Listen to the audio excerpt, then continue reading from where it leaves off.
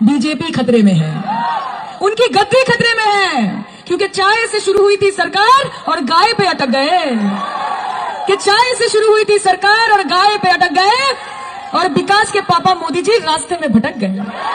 तो आपने देखा, ये थी बंगाल की, पश्चिम बंगाल की सयानी घोष, जो टीएमसी के सांसद हैं, और इन्होंने वक्तव्य का, कौन सा वक्तव्य का प्रयोग किया पता है? कि जो सरकार मतलब चाय से शुरुआत हुई और अटक कहाँ गया? गाय के ऊपर।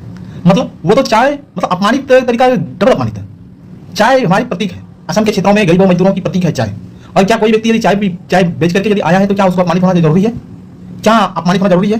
दूसरी बात है कि जब आप गाय की बातें करते हो कि गाय पर अटक गई है, मतलब क्या गाय की बातें करना भी डिस्टर्ब हो गया? और हाँ, आप लोग कहते हो ना ये सेक्युलर लोग हैं, जब आप सेक्युलर लोगों को वोट देते हो ना, तब मजाक की आपको इसी तरीके से सेक्युलर लोग ही बनाते हैं। कोई मजाक बनाने के लिए दूसरे लोग नहीं आते हैं आपको। इसलिए आपको थोड़ा संभलना होगा और थोड़ा सा सुरक्षित रहना होगा, क्योंकि जिस प्रकार से कि जिस लोगों के ऊपर बीता था, मैं 2021 का पूरा डेटा देखा हूँ पश्चिम बंगाल का, जिस प्रकार से कुछ बिहार, मालदा, मुर्शिदाबाद के कुछ क्षेत्रों में जिस प्रकार से कि लोगों ने राष्ट्रवादी लोगों को वोट किया, ये कतई सम्मानजनक है और ये बिल्कुल सम्मानजनक है। और अब जरूरत है कि आज भी दुर्गापुर ऐसे क्षेत्रों में मजबूत है राष्ट्रवादी सरकार के लोग, और जिस सरकार को मतलब उस चीजों में थोड़ी देर तो लगेगा ना भाई। जहां कम्युनिस्ट की सरकार होती है वह राज्य वदेश बर्बाद हो जाता है, चाहे रसिया हो, चाहे आपका पश्चिम बंगाल हो, चाहे वह केरला हो।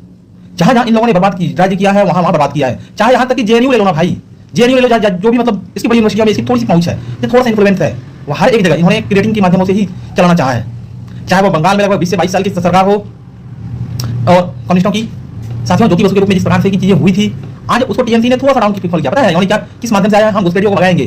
जो वही व्यक्ति है जब किसी अटल बिहारी वाजपेयी की सरकार में इन्होंने इस्तीफा देने तक की बात कही थी कि आप ये घुसपैठियों के ऊपर कंट्रोल नहीं करेंगे तो इस्तीफा देंगे, परंतु आज इसकी पूरी इज्जत और जज्बात दोनों बदल गई है। मित्र, समझने का रिक्वायरमेंट है कि आपको, मैं किसी भी बंगाली भाइयों से किसी भी प्रकार का कोई द्वेष नहीं है मुझे, लेकिन क्या मैं जानना चाहता हूं, क्या आपकी जमीन का कीमत या आपकी जमीन का दोहन कोई बांग्लादेशी लोग करे तो क्या आप स्वीकार करेंगे? आपकी जमीन, आपकी घर का दोहन कोई बांग्लादेशी लोग करे, क्या आप स्वीकार करेंगे?